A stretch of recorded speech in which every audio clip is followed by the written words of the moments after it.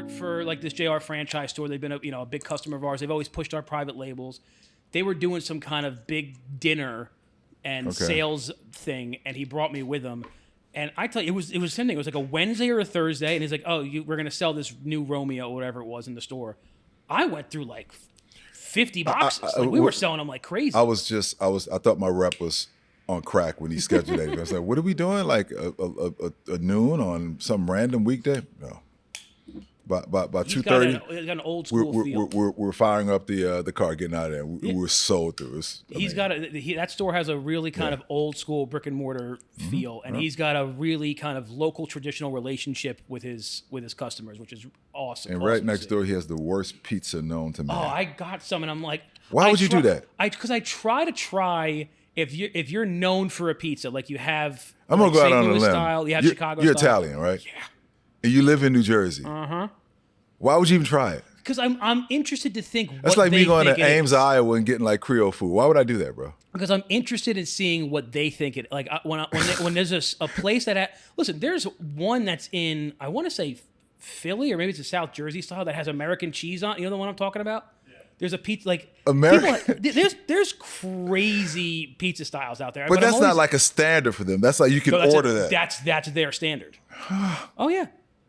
Philly and South Jersey, like Trenton, which is a really big like pizza area. Yeah. They have one that's like just sauce. It's just called a tomato pie. It's just pizza crust and sauce, and that's the normal pizza to get out there. Yeah.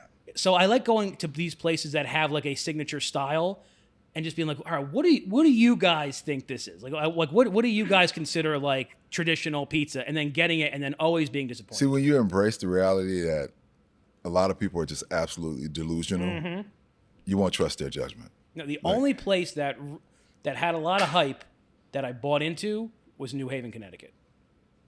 Oh, they have like Pepe's and I don't know that, but I got to think there's good pizza in Connecticut. Very good. Like New Haven, me and Chris went there. And I've heard that like Connecticut pizza is supposed to be better than like New York, New Jersey pizza. I don't remember. I got to think I've had it. But the most surprising pie I ever had, I was in Providence, Rhode Island. Do you know Sean Hardiman? Doesn't ring a bell. He was he worked at Cigar Masters years ago in Rhode Island. Went to work for La Flor Dominicana. Came over to General, and he's a national sales manager on the Ford side. Okay. But he was a kid working in the shop up there, and I'm up there years ago, and he's like, "I'm gonna get you a slice of the best pizza you're ever gonna have." I was like, "No way."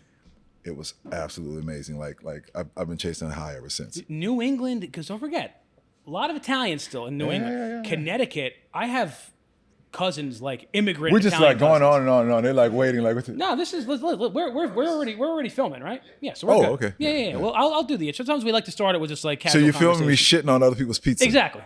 All right. Just make sure you don't do any events. I love you, St. Louis. Yeah, don't do any events in St. Don't Louis make pizza, anytime soon. I have two different groups of Italian cousins. When I say Italian, like from Italy, like they were born and raised there, and then they moved here in their 20s. All of them live in Connecticut. Connecticut is another big people just think of it as kind of this highway between Boston and New York. No. A lot of Italians. Also, there was the gambling there. You have Mohegan Sun and Foxwoods. Great property, by the way. Yeah, absolutely. Absolutely. Yeah. But yeah, I will tell you, if you ever get a chance, Nick Melillo took us once, and he's Connecticut. You don't get. No one has identified more with the state than Nick has with Connecticut. But he took us to Frank Pepe's once after we did a tour of like his office, and it was unreal. New Haven, Frank Pepe's. So there's Pepe's, and then there's like a rival. There's always Ginzo rivalries. There was across the street. There's another famous one I can't think of the name of.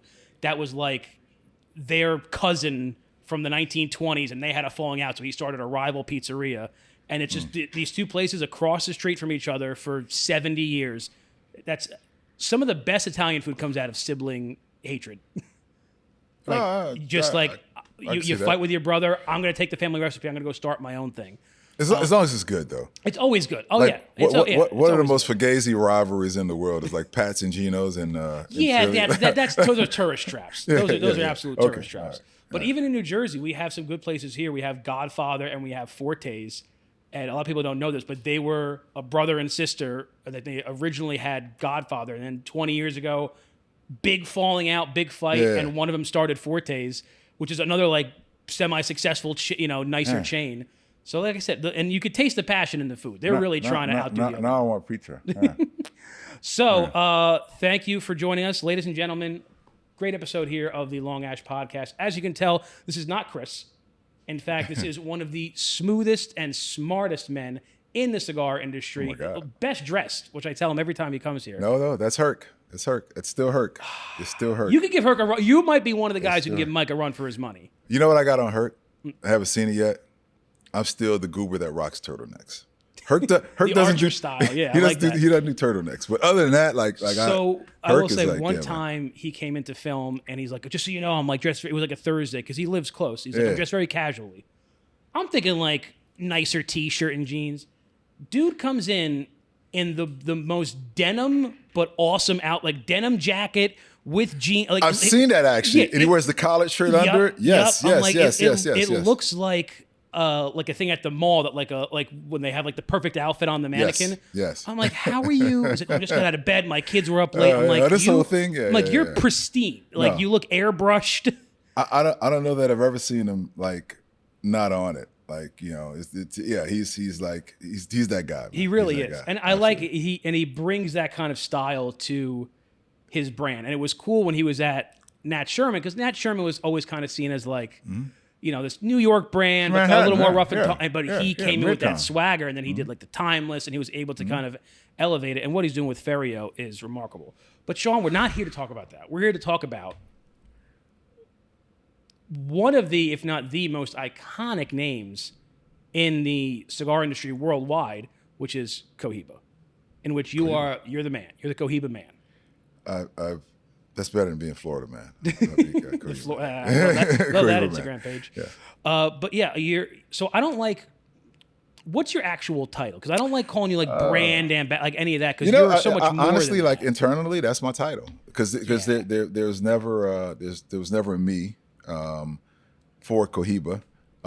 Prior to me operating this position, the forerunners within General Cigar, STG, before me, as you remember, Rick Rodriguez with CAO, Laurel Tilley, who was with Macanudo. And I think Rick was the first one who operated in this role, and he was actually referred to as a blender. And he came into that space from a different route. I mean, really just, the traditional route, working under Benjamin Mendez, blah, blah, blah. I arrived here with my own brand 19, 20 years ago. That was just crazy. So I'm a cigar maker, but internally within STG, the sort of auspices that we were under was considered the brand ambassador team. So yeah, I've seen plenty of brand ambassadors in this industry, and they're all smart. They're all great people, but very few of them are actually like as involved in having almost ownership of the brand like you do. Like you're going to make sure that there's no subpar Cohibas going out the door. Like, I'm going to try. I'm going to try. Well, listen, I think Cohiba has really, and something that we've talked about before in the past several years, has really risen to the heights that I think it always should have been. Under your care, I think the Cohiba that everyone thought of, like, oh, it's this luxury, it's super high, the most sought after. You're like, well, we need to make it that. Listen, and you did. I appreciate it. You say under my care. Just understand that people see me in the race car, but there's of course, incredible people that have built the race car. Incredible people in the pit, whatever. You have the engine. You're the Lewis Hamilton, but there's still engineers and pit crews that are making it go. And I know nothing about Indy racing. I know Lewis Hamilton or whatever. I know he changed teams, whatever. Yeah, I think he's at Ferrari now. But I'm that guy. Yeah. But there's a million other people that make that car go. So believe me, there's incredible people that don't get to sit here and take credit for what the Red Dot is doing now. Well, see, and incredibly well dressed and humble is a rare combination, Sean. I gotta say. But. No, I mean, first of all, not just the kind of limited editions that you guys do, which I want to talk about to a great extent, but even how a lot of the core lines have been revamped, the collaborations with, Weller, which we're smoking right now, which we'll get into, but also different factories like with the M. Really branching that brand out to kind of hit like there's different points we can hit with this brand. We don't have to just be the same thing all the time. is really interesting. So, like, let's talk about the M, for example, which has become one of my favorite because I'm just such a big fan. First of all, the size and the Vitolas that you guys have done, and of El Titan de Bronze. But tell us a little bit about how that brand came to be. Was that a relationship that you had already had with them? Well, yeah. I mean, I go back with my brand previously in a past life. I started making cigars at El Titan with then Willie and Sandy. That should have been 2010, so 15 years ago. Yeah. And did some really, really fun stuff out of there with Legal Miami, Epifania, Clase Reserva. Did a joint project with Eddie Ortega out of there. I forgot about that. Man, that was crazy. So I have a long history there, and they're like family to me. So when Chris Tarr, Senior VP of Marketing, I guess now this would have been, pre-COVID, I would think.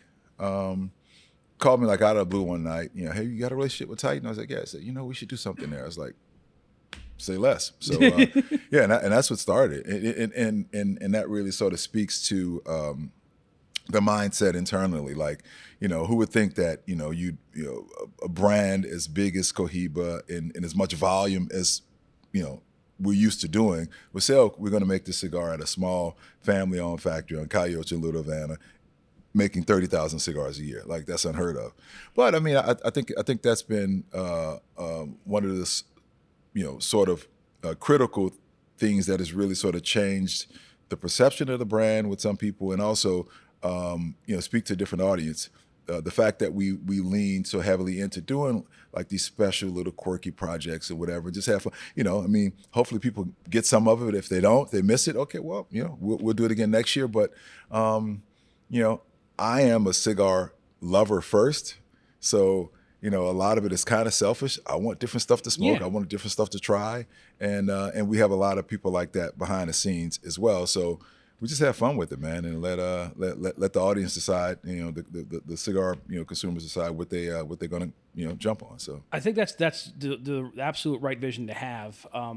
And going to somebody like El Titan de Bronze, kind of the last bastion of what was like the heart of the industry, like Little Havana, like right across the street, you see Ernie's old factory. I think it's a cigar lounge. Yeah, Caesar. Now. Shout out to Caesar. Yeah, my guy. I remember when I was down there seeing the big La Gloria sign. Yeah. But being able to when you have such a big brand, it's like kind of this big machine. But being able to have these kind of being versatile enough, we're like, all right, obviously we have our big projects, 1 million cigars a year. We have it planned out for 3 years and everything.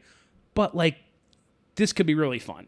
Yeah. Or this could be like, let's do this like just quick little project over here and still maintaining the essence of the brand and everything. But listen, you can have 5 different high-end chefs all cooking the same meal. So everyone's going to taste a little bit different.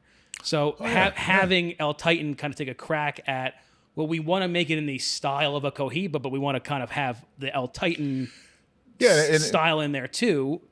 You don't have to really think about that, whether or not it's going to be different from what we normally do. Just by the nature of the way they make cigars, it's going to be different, exactly. Right? They don't roll in pairs. It's rolled all into bottle, double binder. So that alone is going to make sure that it's different from the normal regular production Cohiba offerings. But then we have the Piloto Cubano in there, which is one of the signature leaf.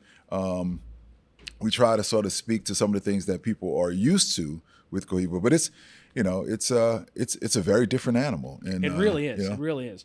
Because I think one year I was lucky enough to I had smoked the Spectre you gave me.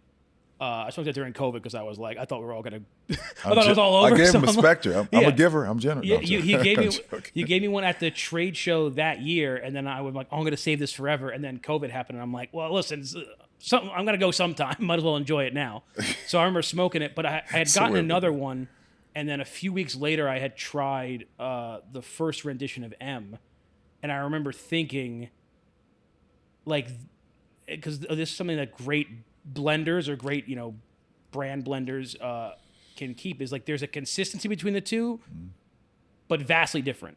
If you're not a big cigar smoker, maybe you wouldn't notice it, but I'm like, I can tell that they're what they're trying to keep similar, but I can also tell these were made in 2 entirely different places, which is great because, like I said, it's giving you that versatility. It's giving you that it's a little something different for a slightly different audience, but the core audience might also still enjoy it because it has some of those signature things. Yeah, I mean, you want to keep some of the DNA. The only, and I don't want to get off topic because we talk about M. The only release that we've had since I've been on board now, 8 years, that really sort of went off the reservation as far as not clinging to some of the existing DNA was Riviera. That's of all the things we've done, that's the only one that was like there's no component for the most part that really sort of speaks to the normal sort of ethos of what. So that's a good transition. So tell what is it about Riviera that what was the purpose going into that you guys really wanted to be vastly different? Well, and I'll be honest. I mean, obviously I'm familiar with the Red Dot history going back decades now. Predating my time here, but I really hadn't kind of thought about the reality that there'd never been a box pressed cigar in the Red Dot family. Also, had never used San Andreas tobacco, and for me, with my history having been really sort of Nicaraguan centric as a cigar maker, I use a lot of the different components in Nicaragua, from Condega to Jalapa, of course, Esteli, had done stuff with San Andreas wrappers. And very first cigar I ever made as a cigar maker was a box press Maduro 19 years ago.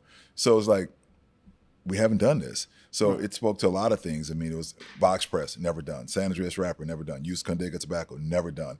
Made at the factory in Nicaragua, of which you only made a couple of Red Dots there ever. It's the smallest of all of our factories. And also, it has no Dominican tobacco, has no Piloto Cubano, which is like, it's a cardinal sin to make a Red Dot Cohiba without Piloto Cubano. Well, this one doesn't have that. So it really speaks to a different palette that up to that point, the Red Dot portfolio hadn't touched. I have to say, this is something that I've become really impressed with you guys, and I will also say with Altadis USA, who are the two biggest companies in this industry, is that a lot of times when there's a lot of change in an industry, particularly a consumer goods industry, the giants don't want to see the change, and they're like, "Oh, we're just gonna keep doing what we're doing. Like this is it. Like who's gonna not buy Budweiser? They're always just gonna buy regular Budweiser, and they refuse to adapt at all." What I like that Altadis and you guys, particularly you at Cohiba, have done is listen, the original Red Dot, the original Connecticut Broadleaf, the Cohiba Black, they're great cigars. Palates are changing, interests are changing. What people want is changing. People are much more informed now. They know about all these different factories. They know about all these different tobaccos. We have to change with the time. So bringing in somebody like you who was kind of already had your finger on the pulse of the industry by having your own brand, it's like I have to kind of, when you're a smaller brand, I have to stay relevant. I have to know what the trends are. Look, I don't pretend that I'm have my finger on the pulse and I'm some no, but guy. I think you do. I think you very much do. You look at the catalog of what you have and say, okay, where's the blind spot? Right. That's But I think you remember. I mean, from my early days, and certainly it was more prevalent before my days, there was just a lot of the same. Like a lot of companies, there was a lot of just broadleaf, and then Dominicans, a lot of Connecticut. There was a lot of. It still does. It's hard to guard against that when something comes out and it's a good tobacco. It's plentiful. It's plentiful is a big one. Like being able to I have pretty easy access to this. Yeah, easy access, but also it has sort of a broad range of uses. Right. I remember when I first started, years ago, it was the Habano 2000. I was like everybody, then Ecuador natural sort of kind of which Ecuador really controls the market now as far as everyday leaf. It's like the Labrador Retriever of I feel like a lot of people when they see Connecticut wrapper, they still think it's like Connecticut. Rarely ever these days. No, it's mostly Ecuador. Mostly Ecuador. Yeah. So so that happens when you get that, and people know we can get this in good quantities. It's available. It's consistent. There's a lot of use for it. It's just sort of a natural thing to go to it. I mean, I get it. But yeah, the trick is I always sort of joke, it's not hard to make a good cigar. It's next to impossible to make a different cigar though. So you always sort of look for that. Chris, write that down. Yeah. I mean, you know what I mean, though, right? No, absolutely. Like, Absolutely. yeah, I've heard another version of that where it's like it's easy to make a good cigar. It's hard to make a good one consistently, like just because of all the like to find that perfect blend, but then to make it on larger scales year after year after year. I can say that's not something I worry about now. It's something I worried about when I was a smaller manufacturer, but with STG, I don't worry about making a good cigar consistently. That's not a worry. I got you. If we can make it, we can make it consistently. I'm pretty confident and comfortable with that. So I want to talk about the Spectre series as I always do, and I know you're probably tired of talking about it, but before that, maybe this is a question I should have saved for the end, but I'm going to ask it anyway. Looking at the Cohiba portfolio, and you don't have to tell me about maybe any upcoming releases, but is there something that you still want to do? Like, is there still like a tobacco, like, hey, I've always wanted to use Corojo, Nicaraguan Corojo, whatever it might be. Is there still like kind of like I need to figure out, there's this tobacco I always wanted to try. We haven't found anything yet. Like, is there a dream tobacco out there for you? That's a good question, man. I don't know that there's a dream tobacco. I mean, I hadn't had a lot of it. I certainly, in my previous, stint with my brand, I hadn't used Corojo much. I hadn't used Corojo any. In the Red Dot portfolio, hadn't used Corojo up until a few years, and we've really explored that landscape a good bit with Sirium. So check that off the list. We got the box pressed Nicaraguan centric cigar, with all the different regions, which is kind of full circle for me. So check that off the list. I don't know that there's a tobacco that I'm saying I haven't had a chance to work with this, and I would like to. I don't know that I would love for that to be the case, but I don't know what Sumatra, like, I don't know. Yeah, that's just something I don't know about. I mean, I feel like I'm a fan of Sumatra, but it's not something that it's not big, but it's something I hadn't worked with previously, right? Right. So right, I get you. I get you. And the first time I had a chance to work with it was with the original Spectre, which is like that was amazing, right? And that was like, was that 2018? Was that like the 20-year-old one? Like, how old was that? Yeah, well, the Piloto Cubano filler was you got a good memory. It was from like 1993 or 95 or something crazy like that. Yeah, I'm telling. There's something about General and STG and your guys' company that, because I remember the Partagas 152. You guys is having like something stumbling upon these like very old tobaccos, or sometimes like the Partagas 150 we got very a lot old of tobacco, cigars. like seriously a lot of tobacco. Like when you're that size, I imagine occasionally like, oh, we ordered 1,000 Polones of this, and we only ended up using 900. Set them aside for now. And then the next stuff comes in. Like, I'm sure you guys still are able to track it, but do acquisitions too. Yeah. Like the leaf we use for last Spectre, that was leaf that came with the Tarano acquisition, whenever that was. I don't even know. Like 2013. Oh, it was before that. Yeah. I think I think it was after 2010, because I was working in the store in 2010, and I remember the news of it. Yeah. Them being sold, but still, 2010 is what is it? Yeah, 15 years ago, and a lot of that stuff isn't like, it's not automatically inventoried, right? So when we're working on Spectre, we got what do we have, and a lot of times there's stuff that they sort of see in the system, but there's always stuff out there that's just like missing, and they have to, luckily there's sort of, I guess for lack of a better term, tobacco barn rats, like guys who working all the time and they know about this stuff, and but with that being said. We've been doing Spectre now 6 years. I don't even remember. It gets harder every year. It does because you have to for the first year it's like, oh, we found this tobacco, let's do this. Wow, it was a success. We got to follow it up.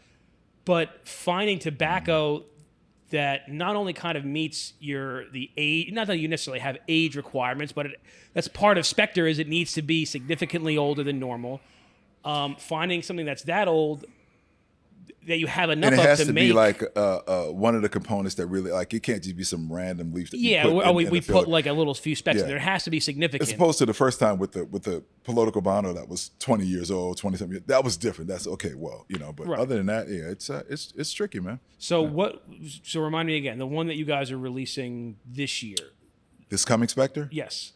was actually supposed to be released last year. So Okay. it is like super, super aged. And we couldn't get it out the door last year because of the packaging. That's another thing. Don't even get me started. And fortunately, I don't deal with the packaging like that. I have just to gotta deal with I got to packaging. look at it and say if I like it or not. But that's always like, I can't say pull your hair out because I don't have any hair, but it's like a pain, man. It is. I was talking the other day with our one of our logistics leads, who's a friend of mine who's super smart. He handles all like our forecasting for all our factories and does all this. And we had a call with a manufacturer about something, and then afterwards I messaged him on Teams, and I'm like, man, I fucking hate packaging. I hate it.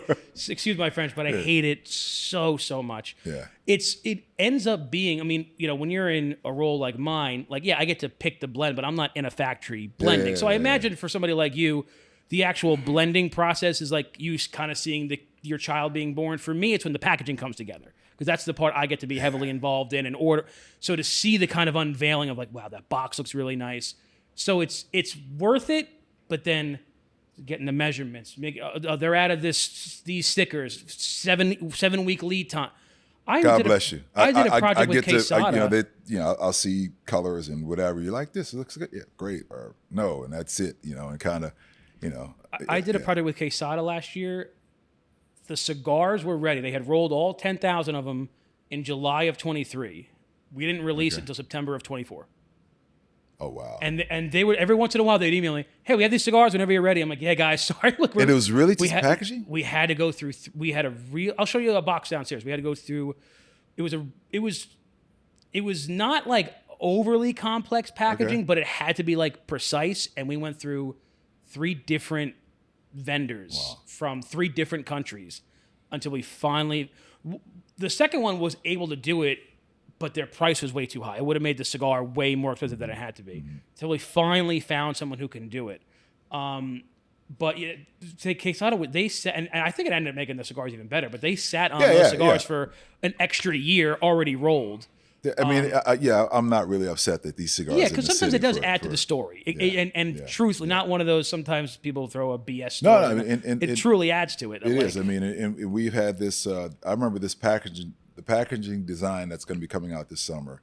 We've had this design in the ecosystem now for, I'm not exaggerating when I tell you, maybe 5 years, and we've punted a few times and kind of whatever, but yeah. Somebody decided we're going to stick with it. We're going to stick with it, and it had to be scaled down. It's crazy. And then once it was finally done, okay, well, let's manufacture it.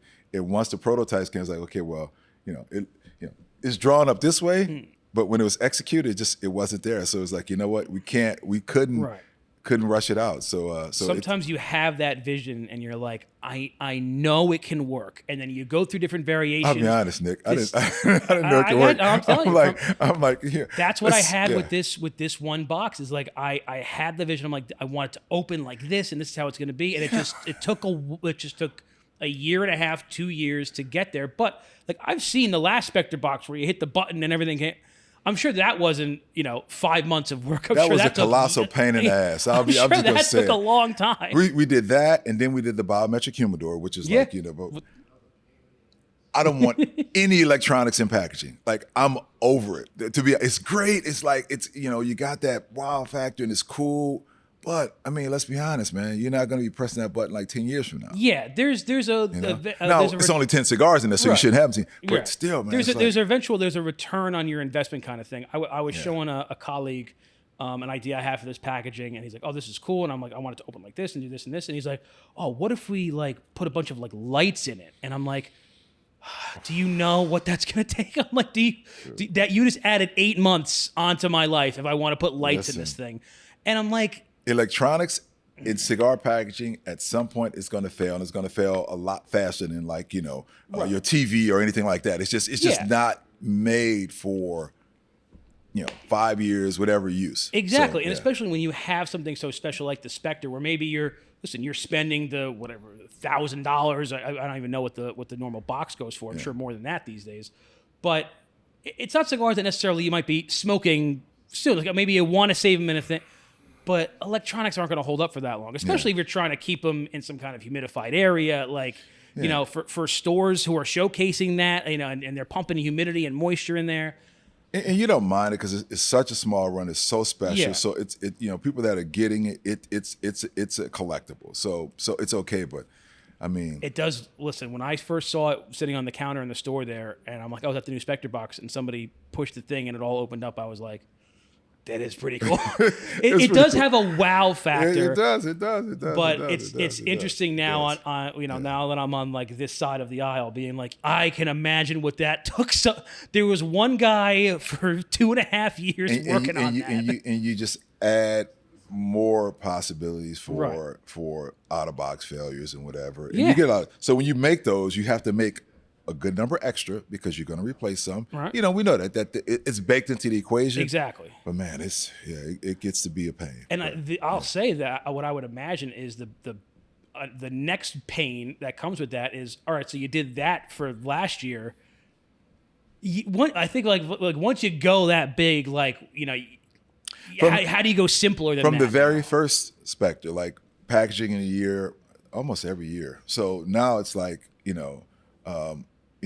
the company's like, okay, the cigar has to be incredible, but at the same time, we've got to package a year. Yeah. We want to get that again. I'm thinking, I never thought about like, the mad dash to get packaging of the year, but it's like it's and not for nothing, it's not an inexpensive proposition. Like when somebody's spending money on it, so it needs to be exceptional, right? But now it's like we're competing against ourselves every year. Yeah, so much so that last year was like, you know what? No, let's not even step up to bat. Like this, we got to tighten up the screws on. But I think that's important, is knowing when to put the bat down and be like, listen, I can make you, in 6 months, I can make you a pretty decent box. It'll like look nice, and we can put a lacquer finish on it. But it's like, but is it going to fit the Spectre message?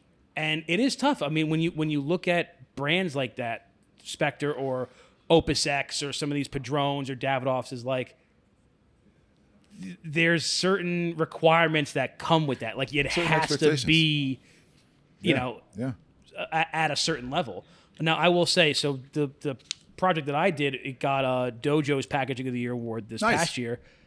And I will say, it does, when you're like, thank God, like at least somebody noticed it. Like all that work went somewhere. Yeah. Now, would I have preferred to have the cigar rated somewhere? But, when it comes to when you have like a really limited private label line, you don't get a lot of reviews. Yeah. But I've noticed that Spectre always has had high reviews, which I think is incredible, because a lot of times you see someone doing this kind of extravagant project and it looks great and the bands look cool, and then you smoke the cigar and you're like, it's good, but was it worth the price of admission kind of thing? I've seen Spectre only getting in the 90s. But you still get people say, it's really, really you're good. Always, but I don't know about the price. And I get that. Yeah. I'm not, it's like, it's not for everybody. And it's a very, very small release. It's never the same. So it's one of those things that, if you have it, if you're into, finding these special, cigars you're going to put away, it's for you. Yeah. If not, then if it's not for you, then we have Blue, we have Riviera. You know what I'm saying? We have, and if you want something even more, like we have M, like we have the Weller, which I want to talk about next. Yeah. Like we have every level. We're halfway through. We haven't even talked about it. Have we not talked about I was been too busy smoking. It's been fantastic. Yeah, wow. So, how did this relationship with Weller start? They reached out to us. Oh, wow. And they reached out to us on the retail side, not knowing, how the dots are connected, right. Saying, hey, we want to do a cigar. Like with Cohiba, they sought us out, which is amazing, right? So the very first one, which, man, I don't even remember now. I think this is the fourth release. I believe so. Whenever it was. But the very first one, from the time that we actually started the project to the time that they wanted release, was a relatively short runway. Yeah, in cigar speak, right? Yeah. So I was like, so we didn't do some of the things that we really wanted to do. Like there was no component of the cigar actually aged in any of the Weller expressions, right? And I think this must have been 2021, because it was still like kind of coming out of COVID, shaking your eyes loose, whatever. But myself and some other members of the team, we actually went down to Frankfort, Kentucky, and coming up with the concept for this cigar. and not being able to age any component in any of the Weller, juice. Okay, well, I'll sit down with Harlan Wheatley, the master distiller, to kind of get an idea. Well, get down there and be a few minutes before I sit down with Harlan Wheatley, I find out he doesn't smoke cigars. Oh, great. All right. So and Harlan's like salt of the earth, but he's very, very as a matter of fact, Right. not a lot of frills. I mean, he's been there, started as a kid. He literally talks about when they were shooting vermin with the little shotgun before they, Right. the distillery blew up into what it is now. So he's cool with the project. It's, I wouldn't say excited, but yeah, it's cool. But he's just like, I'm just trying to get an idea of like, what's the essence? What do you think? He's like, oh, I don't know. I Man. like this. I like that. I make whiskey. So, and I had some familiarity with this stuff, obviously. So then it's like, okay, well, it's a wheated bourbon. I'm just kind of backing into it. Like, what do we want to do? And we landed on the blend that was really good, but it wasn't like, it didn't have that final yeah, thing yeah. that you And wanted. so since we had time with the next one, let's get in front of this. Let's get the barrels down. So, so for the next release, we got a bunch of Weller 12-year barrels, and then figuring out what this process is going to be. We know we wanted some component of the cigar aged in a barrel, but what component? So we landed on what we thought was a good blend, and we basically deconstructed it and used barrels and had let's put the wrapper, let's put the binder, let's put the fillers, and kind of see what was the best balance. The wrapper was like, oh, dude, you might as well just dip the whole cigar in. Yes, it tasted like flavor. Too much. Right. The filler was okay, but it wasn't like, I don't think it really captured the essence. And it turned out that the binder was the way to go. So it was like the Goldilocks. Like the wrapper was too much, the filler was not enough, the binder was just right. Yeah. The porridge, right? That's porridge. Yeah, the porridge. Yeah. I love it. So the binder worked, and it was a broadleaf binder, which is hardy enough to really like get the character. But it's a tedious process. Like, so if you look into the barrel, it's sort of like a mini Pilon, and some poor schmo has to move the tobacco around, like the tobacco that's on the edge, of the oak barrel, picking up a lot of the char and the juice. At some point, it has to get to the center, and vice versa. Exactly. So it's a multi-month process doing that, but we figured it out. So now it's we did that for a couple of years with 12-year, and then let's switch it up. We went foolproof, which I love the foolproof. So for this release, and next year we're gonna have another. So now we're like now you have a rhythm. You know what the we process know what it is. You know how it works. So now it's just about figuring out what juice that they have barrels that they can give us, and we have a wish list, but doesn't always work that way. But it's been great, man. Yeah. Well, the interesting thing. So Chris and I actually just 2 or 3 weeks ago were in Kentucky doing some filming for just for some cool content. We were in Bardstown, Kentucky. We flew into Louisville. But the interesting thing is, like, I've always heard that, like, oh, yeah, you can get like bourbon barrels from like really good companies for like relatively cheap. And I'm like, I can't imagine why they're so cheap. It's like, well, we can reuse them, but we can't really reuse them on our regular bourbon because bourbon has to be aged in a brand new barrel. So it's like, so a lot of them we just have to we can't, they go to Scotland. Exactly. They go to Scotland or Ireland. Yeah. So that you can actually get them for relatively cheap. But listen, man, I used to be a pretty big bourbon drinker. When I lost some weight, I'm like, let me stick to tequila for now. A little. The bourbon was killed. I was drinking a lot of it during COVID. I was drinking a lot of it. So my stomach didn't totally agree with me. But when we were back down there and seeing how passionate everyone is, and we went to a restaurant in Louisville called the Red Hog. It was awesome. It's like a butcher shop, barbecue pit thing. And they had a bar there, and it was 4 shelves of bourbon, and then every other liquor was just kind of mashed into this bottom like every other tequila, beer, whatever. But they just had 4 shelves of just all the bourbon. Louisville, they better have it. And we discovered how stupid we are with geography because we went to a cigar lounge. Okay. When we were there in Indiana, Jeffersonville, Riverside Cigar, which we didn't realize was 5 minutes away. Yeah, it's it was right over the river, right across the river. Yeah, and then we were talking to the guy, one of our contacts down there. He's like, "Oh yeah, Indianapolis is only a couple of hours. Like Nashville is only 3 hours. It's 4 hours to Chicago, an hour and a half to Cincinnati." And I'm like, "It's only 6 hours and change from Atlanta." Like he said 6 hours to Atlanta. I think Louisville 6 or is 7 very in New interesting where it's located. It's very centrally located, which is very interesting because people get this idea of Kentucky being, you know, like an old colonel and like very like Southern style, but it's like, well, Indiana, like the Bengals play, you know, an hour away. It's right. Yeah. It's I very, forget about it. See, Cincinnati's like an hour away. Yeah. So it's very. We have an idea. We're going to try to see if we can match this up of going to a Louisville football game on a Friday and then driving and trying to see a Bengals game on a Sunday, and see if we can match up. They're both playing at home the same weekend. I gotta think that's more than doable. I also would be awesome to see a D1 college team. Bengals fans, or no? It's just about the experience. We fell in love with the city when we were there. We just Cincinnati? with Louisville. With Louisville. Oh, and then we were like, well, what kind of like, how can we make the most out of like a sports weekend here? It's like, oh well, the Bengals play an hour away. We can go see. You know, when else am I going to see Joe Burrow play? Might as well go. But why does Louisville need to be a sports weekend? Because I don't know. Because we're big sports, we're big football fans, and you know, you got to remember, especially in New Jersey, there's not really like a big college sports feel. Like we're college football fans, but we don't really have. We have Rutgers; they usually stink. So when we were driving by like the Louisville Stadium, we're like, man, how awesome must it be? And Louisville's not even. I mean, they're good, but they're not Georgia or Alabama or Michigan good. But they're still a very good team. The mid-major we're talking about. Yeah. So I'm like, this would be. So we were thinking like, oh, it's awesome if we would come here for like a Louisville game. It also was a quick, cheap flight too. Yeah. And then we were like, well, we're also like really close to Cincinnati. What if we also drove over and like catch a Bengals game too? Because like I said, when else am I going to see Joe Burrow play? You know what else would be pretty cool though?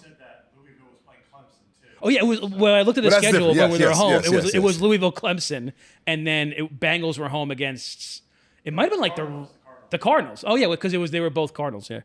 And then I'll tell you what did disappoint us is, so we're like, oh, let's go get some pictures of at the Derby at the Churchill Downs. Yeah. And we drove there, and I'm thinking, because when you see the pictures of the Derby and like everyone there. What time of year is this? This was 2 weeks ago. So we were just gonna go get some pictures of like just the building. And very underwhelming. I'm like, this looks like this is in the same part of town that every other racetrack is. Like it's just like there was like a pawn shop next door, and I'm like, I'm like, but I'm thinking like the cars and the money that come in here every year. I'm like, no one's building like some kind of crazy hotel. Like I guess they just don't. I never understood the grounds. Well, because what would that hotel get if you built something there? It gets you the one weekend. I understand, yeah, but you still when you see the just the money and everything that goes into that, and people are dressed up like gangsters from the 40s. They all have big hats on. Yeah. You kind of people typically imagine it must be this one weekend a year, and it's one weekend a year. So yeah, and I think they do like 70 races, but I'm guessing it's not the same. The other 69 races are pretty much like what my uncle would go to. That's some guy trying his luck on a mutter. Yeah, like, he's betting $2. Like thing, it's definitely not the same. Yeah. No, it's more robust than we got the fairgrounds in New Orleans and stuff like that. It's more robust than your normal garden variety racetrack, but it's still like a a racetrack that I've had plenty of uncles that would spend all day at a racetrack. And typically what you have around there is probably not so much today because of technology and economic growth or whatever, but you would have had people who live around a major racetrack like that who did stuff servicing the racetrack, right? Yeah, so it's not you're not gonna be real high dollar. No, that makes sense. See, Sean, you're wise in ways that I can't. I'm just older. I'm older. Yeah. So can you give us a little hint as to when the new Weller and the new Spectre are going to be like announced? Has the 25 been announced for the Weller or no? Not yet. Oh God, no, not yet. And can you give us a little like any? We're gonna skip past Spectre. Spectre's like. I got to think of me Spectre first. 2 months maybe. Yeah. So Spectre. Again, it's gonna be released in 2025, but technically it's Spectre 2024. So we're expecting May. This is the cigar industry, so it could be June, but really excited about it. We're actually going back, and this is not like this is sort of like a hidden gem right under your nose that you sort of forget about. But we're one of the few companies that for years still grew tobacco in Connecticut, and for those that may remember the old Commodore project, yes, we had the Savannah, Connecticut wrapper with Jay-Z. Yeah. So it was a good cigar. I liked it. So if you liked it, and then we have some of this vintage Havana, Connecticut wrapper that's going to be the highlight of this cigar, and also using something we haven't used before, at least in the red dot portfolio, and certainly not in Spectre. Some nice vintage Vuelta Abajo. So kind of going more of a number of the Spectres, not for any bad reason, have sort of trended more full body. Right. This is going to be more elegant, more classic, more nuanced, more a So richer approach it's to it. interesting you say that. I feel like, this is an industry like any other kind of consumer good industry. It's an industry of trends, and you kind of, you things rise and fall, tastes rise and fall, and just evolve and change over time. And I feel like, at least personally, you might disagree, I feel like for the past several years, people have wanted full body, complex, Nicaraguan. I feel like we're trending not fully, but a little bit back to, you make a really good mellow to medium, even with the Connecticut wrapper, right? smooth. Like, I feel like I'm seeing more bigger releases that are actually trending back to that. Now, there's still more modern blends than, let's say, what you were getting in the late 90s, early 2000s. But I do feel like people are kind of evolving back to, like, I don't need it to be killer strong. Like, I don't need it to make me sweat anymore. Something where I can kind of taste the flavor changes, clean I finish. think there should be room for all of it. Like, I'm always just, always take opportunity to have a discussion with somebody. If I'm talking with them, like, I only like full body. I'm like, okay, well, that means you only like black and ribeye? Yeah. Like, you don't eat chicken? You don't eat fish? You don't eat pasta. It's sort of like, if you look at it like a diet, like, you will have, different elements of taste and spice and a gambit of different things that you experience in your normal diet. Like, you wouldn't just go in one lane on eating the same thing. It might every be day. your favorite, but, like, who wants to eat your favorite every day? It's not going to be special anymore. I completely agree with that. I would like to talk to you because about kind of the what I call the old days, which is kind of the mid 2000s days. That's the old days, right? Well, like, for me. I mean, listen, you're only 29, 30, right? Oh, yeah.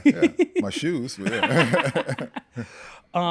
But I always find it interesting to, again, this kind of evolution of, like, for example, like the full-bodied cigar.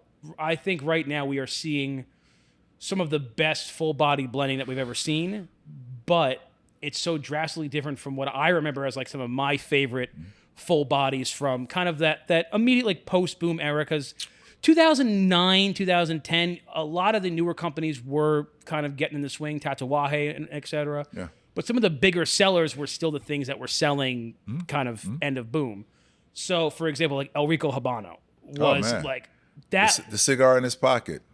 Dude, that was the cigar that yeah. if somebody would come when I worked in the store and I was 21 years old, 20 years old, fatter than I am now, no beard and an earring. And they're like, give me the... You sound like a pirate. Yeah, dude, I was a mess. I was not great. No. But they'd be like, give me the strongest thing you have. And I remember handing out El Ricos back in the day. For at the time, and you also got to remember, JR at the time, we weren't carrying... It wasn't Partagas Black back then? Partagas Black, I was just saying, Partagas Black was another one. It literally made my cousin heave. I once made my own little sampler that I would sell in the store. It was a La Gloria Series R Maduro, a Partagas Black... Which one, number 5 or number 7?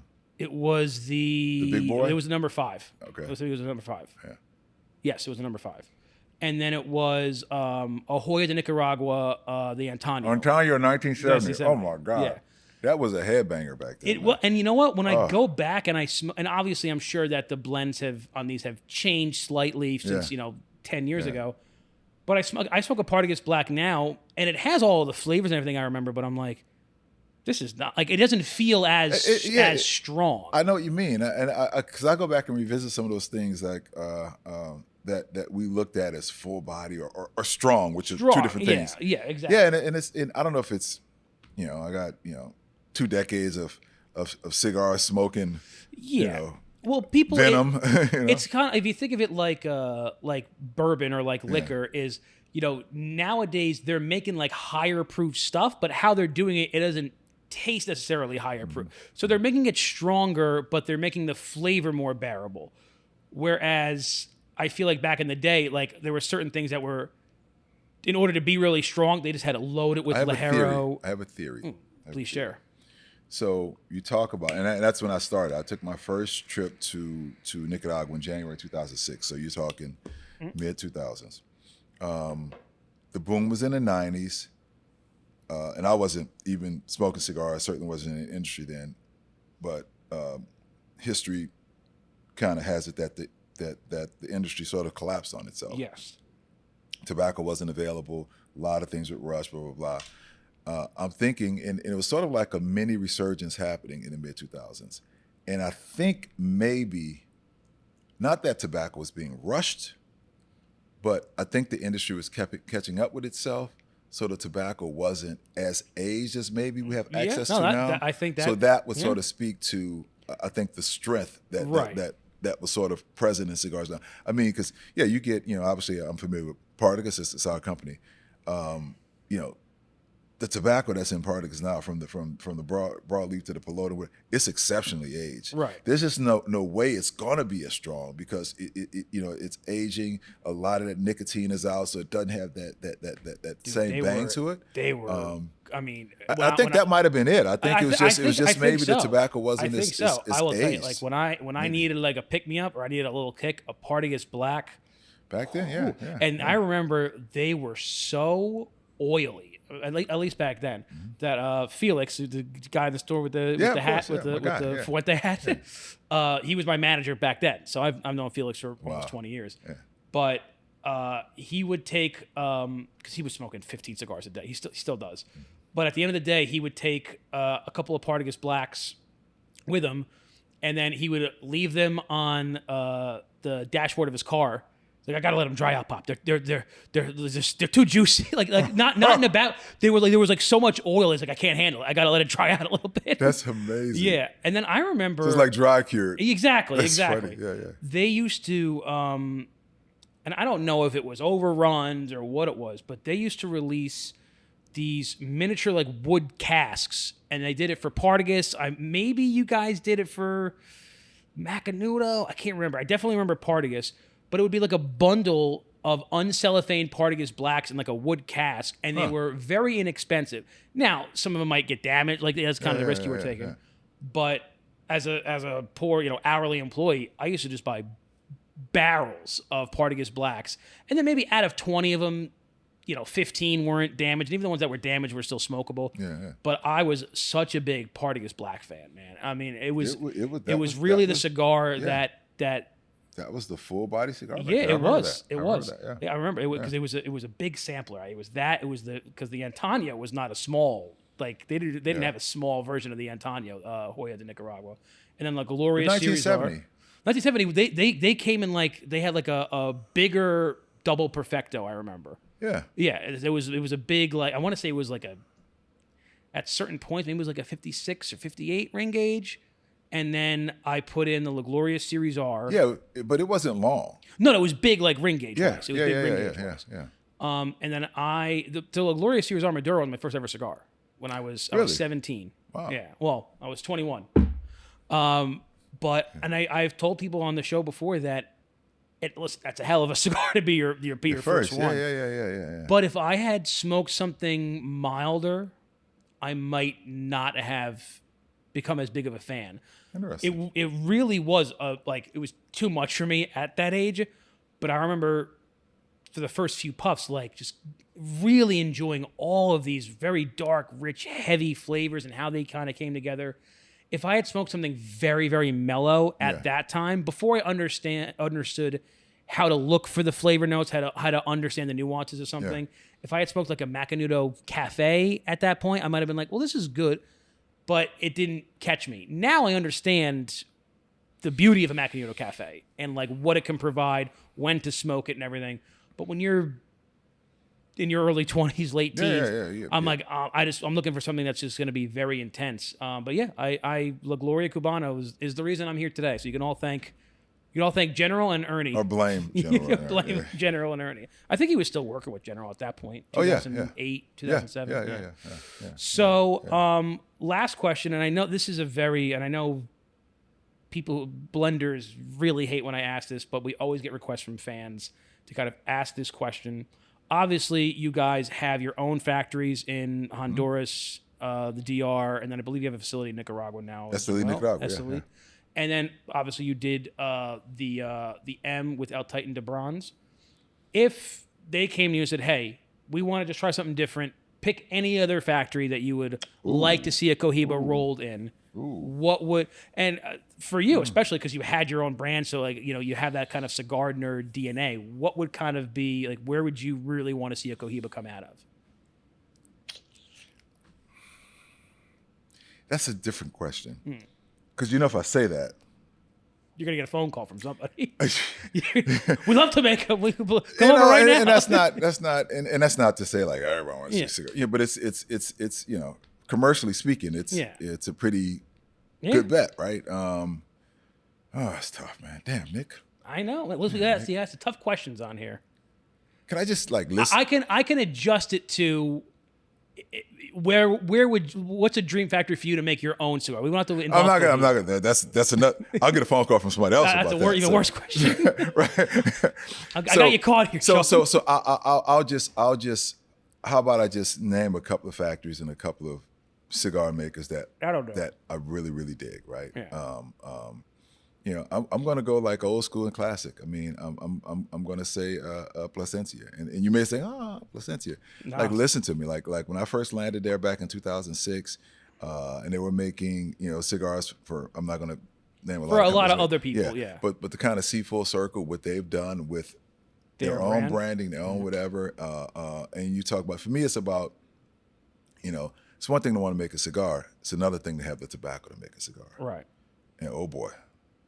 People don't realize. I think they think that every brand has their own factory and their own fields, and they don't realize that there's only a couple that really. The vast majority is contract manufacturing. Exactly. Similar to in the bourbon world. Right? Yeah. So Plasencia is a family and a factory that a long time respect for. Got to say Abdel, AJ, just to see where he is versus when I first met him 17 years ago, whatever, and the cigars that he makes, and that profile just pops, right? Yeah.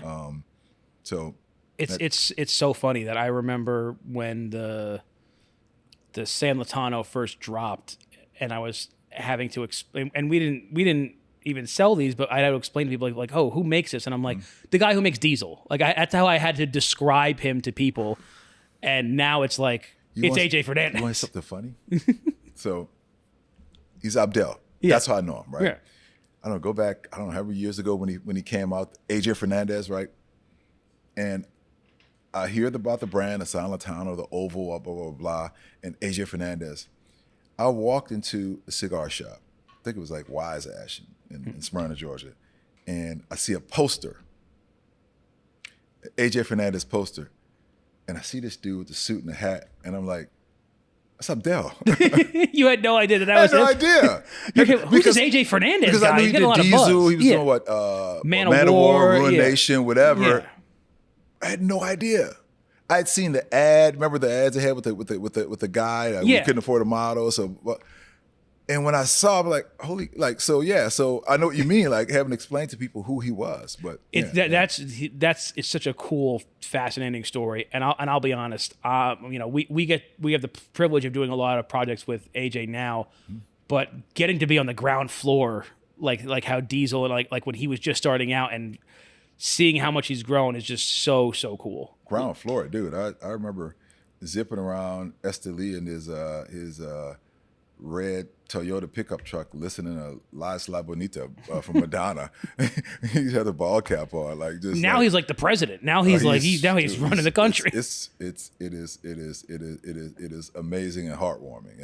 It is. He's a really cool success story, and every time I see him, he knows who I am.